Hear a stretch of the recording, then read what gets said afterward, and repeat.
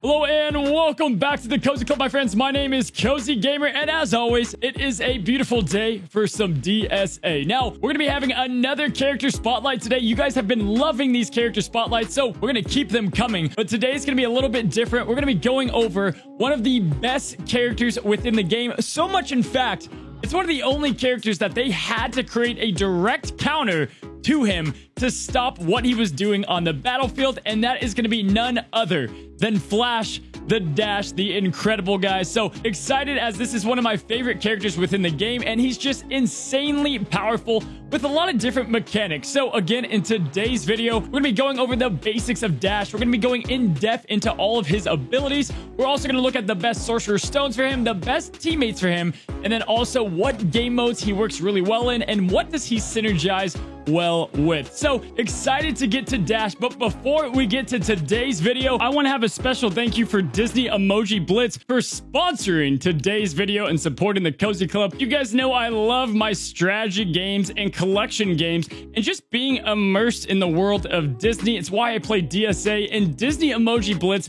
does a great job with this. Now, the strategy underneath DEB, or Disney Emoji Blitz, is going to come from each and every emoji having a little bit of a different special power that's pretty dang satisfying to watch go off. For me personally, I just can't get enough of the Mandalorian emoji. I mean, I'm a huge Star Wars Mando fan to begin with. The child is here, but I love watching Mando do those whistling birds, you know, those missiles that like perfectly link on the target.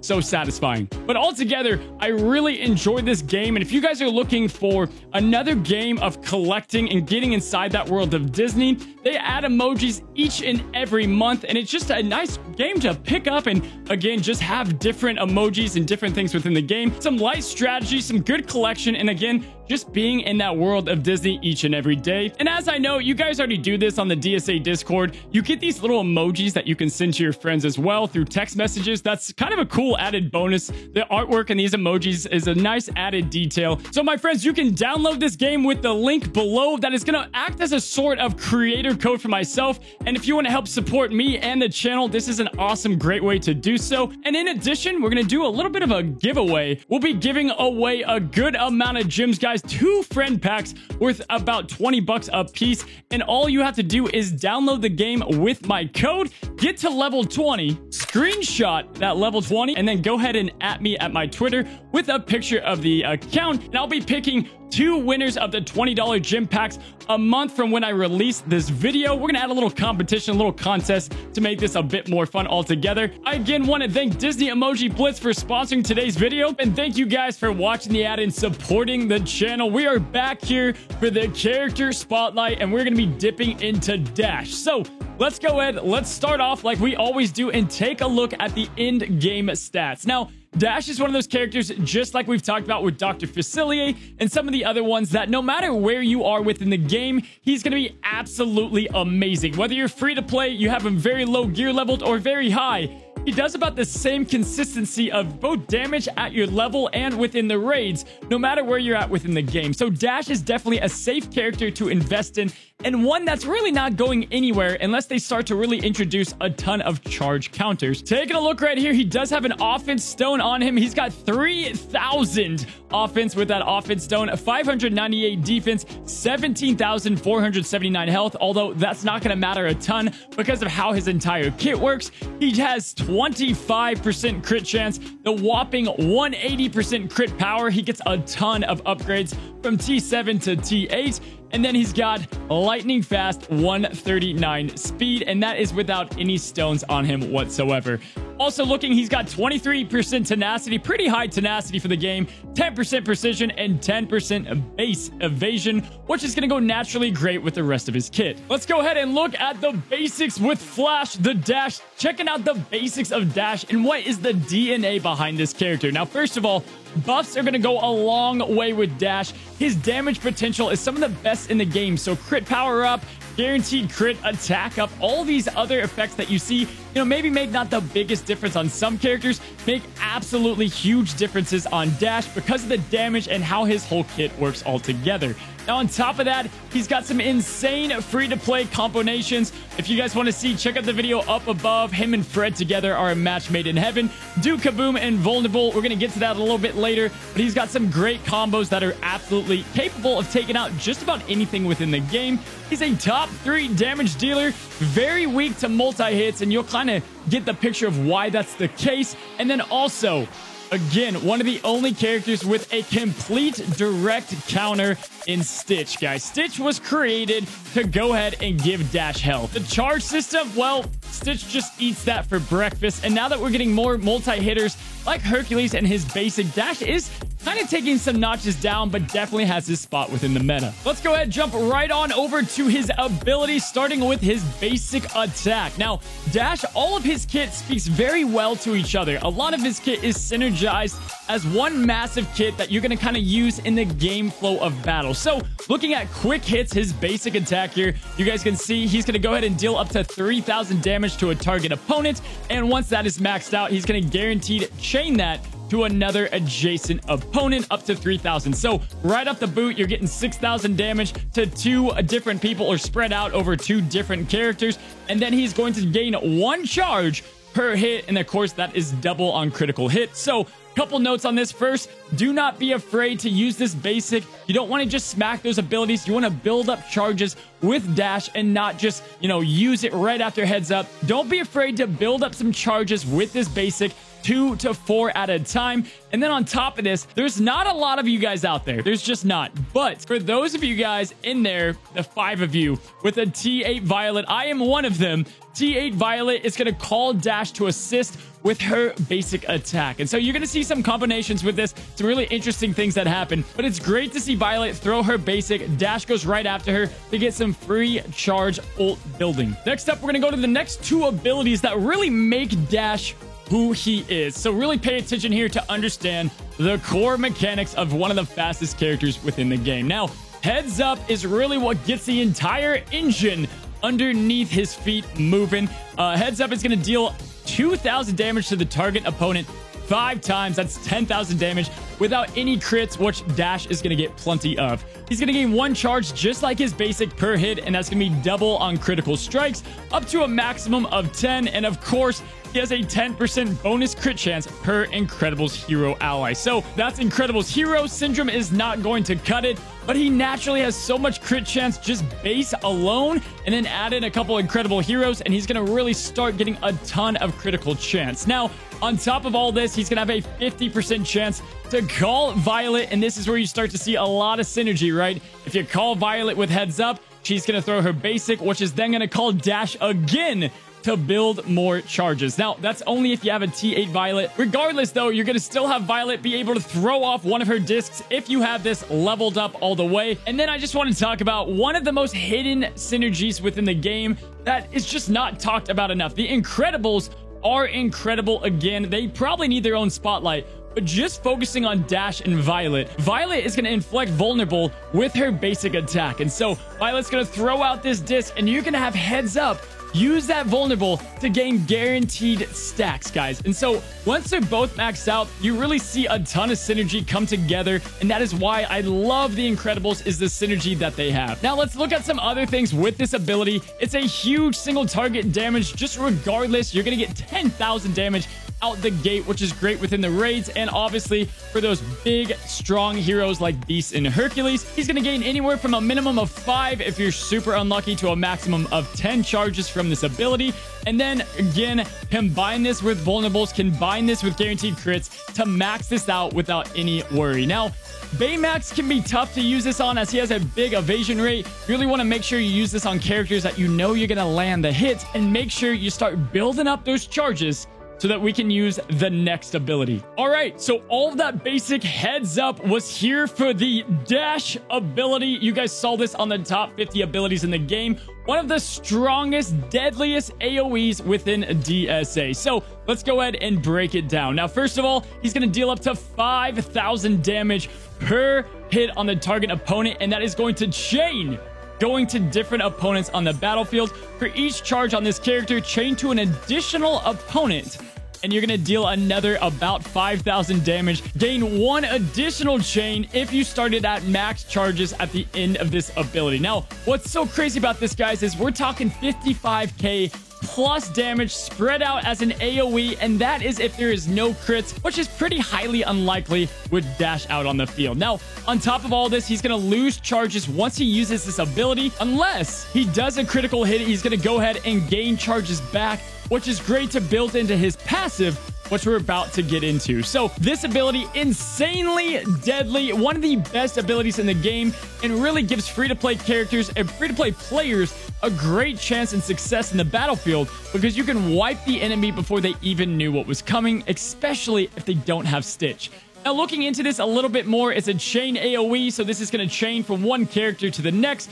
Fewer characters on the board equals more damage. So if there's just an Anna and an Elsa, Dash is going to chain between the two of them, dealing insane damage over and over again, splitting that, let's say, 55k between the two of them. Now, on top of this, you guys already know this. I talk about this a lot, but Maurice plus Dash in Phase 2, one of the best, if not the best, free-to-play option for Phase 2. You can instantly get guaranteed crits on Dash to quickly deal insane damage. I'm talking 1 million plus runs, and it's one of my favorite free-to-play options for the raid altogether, which just makes Dash great within any game mode, but we'll get to that. Now, we've gone through the abilities. Let's look at the passive and how this kind of all speaks together. Now, first of all, he's going to be on gaining a charge. He's going to be gaining 10% speed meter. So if you've ever wondered when a Dash is doing heads up and he gets a turn right after that, it's because he's gaining 10% speed meter per charge that he gets, which is pretty crazy to begin with, as he's already a very lightning fast character.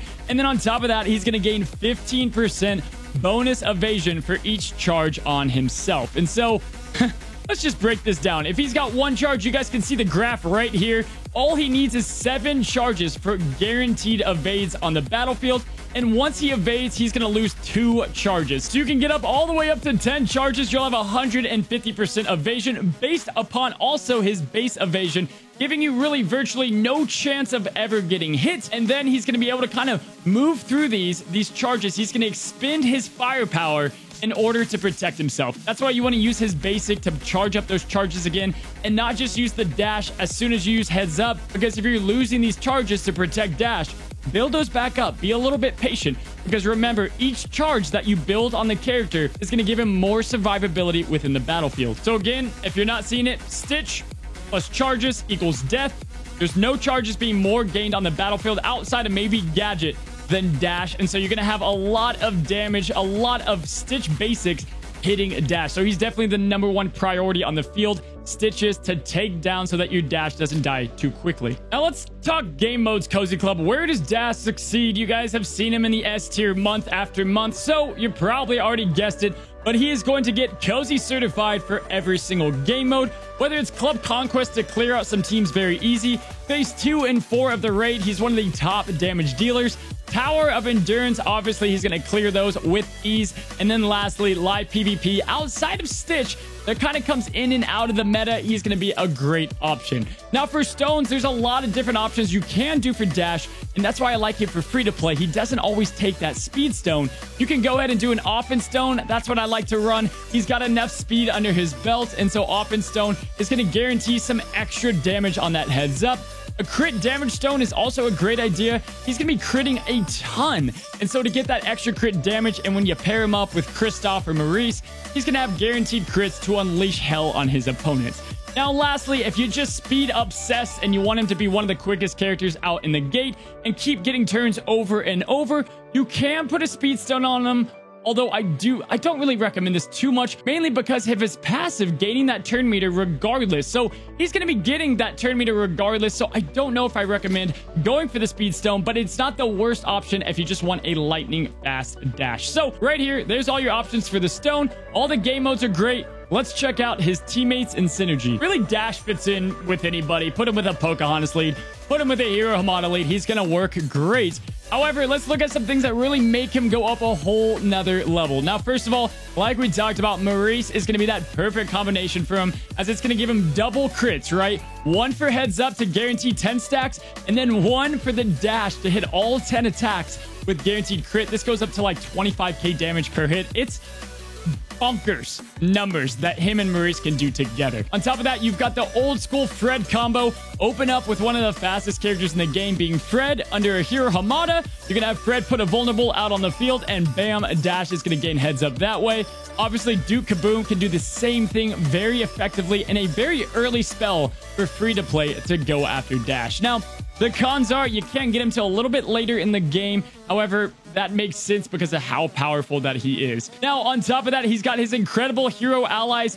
You know, obviously, Jack is fun, but doesn't come with a lot of synergy with Dash, whereas Violet and Bob are great options. Elastigirl, she has great single target damage. Her lead can be fun, but at the moment, kind of not in the meta. So looking at Bob and Violet, both great to give Dash vulnerable or to go ahead and protect him a little bit more with his dad. Pegasus is a great option as well because Dash is typically going to kill multiple characters on the field, and each time a character dies, Pegasus is going to come on over, heal up Dash, and then also do some cooldown decreasing to allow him to use those abilities. Once again, very fast. You guys know about Barley Bombs, enough said there, and I actually really enjoy Woody, even after everything. Loving Woody because he can do crit, power up on Dash, give him haste to make him even faster, and he's got vulnerable on the kit. So Woody actually makes a ton of sense with Dash and is a great combination. Now, you guys want to know about the raid? I definitely love to run Hero, Maurice, Baymax, and Dash.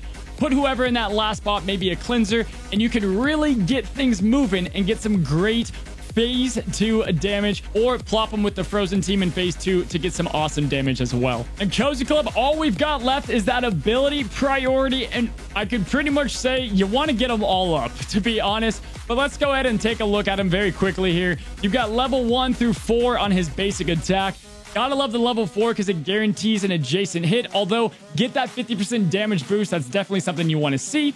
Looking at heads up, definitely put priority in getting this up to the 50% damage dealt, and the cherry on top is having Violet assist. Unless you don't use Violet, then there is no need to waste beta runes, and a lot of you guys don't have Violet, so if you don't want to use her, just go to level 3 on both the basic and on this one as well.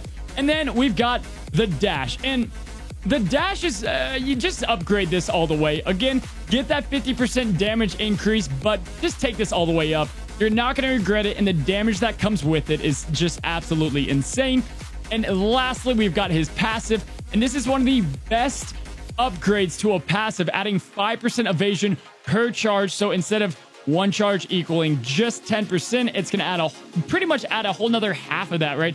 50% upgrade, adding 5% more evasion on Dash, and definitely is the way to go on the characters. So altogether, Cozy Club, Dash is going to be a character that stays in the meta for a very long time. One of the most plug and playable characters, and one that I consistently recommend on my roster reviews. Even though his day in court is not right now with the Stitches floating out there, Stitch is not going to be in the arena forever, and if you catch your opponent off guard and they come in and they don't have a Stitch, you already have such a high advantage with one of the best damage dealers in the game, who's going to consistently do well no matter what raid, no matter what game mode comes at us. He's going to be a staple character within DSA. So hopefully you guys know from this video, Dash is absolutely insane, definitely worth your farming. Guys, if you haven't already, again, we've got the Disney Blitz Challenge down in the link below. Like this video if you enjoy the character spotlights. Go ahead and subscribe to the Cozy Club if you haven't. And until next time, stay cozy.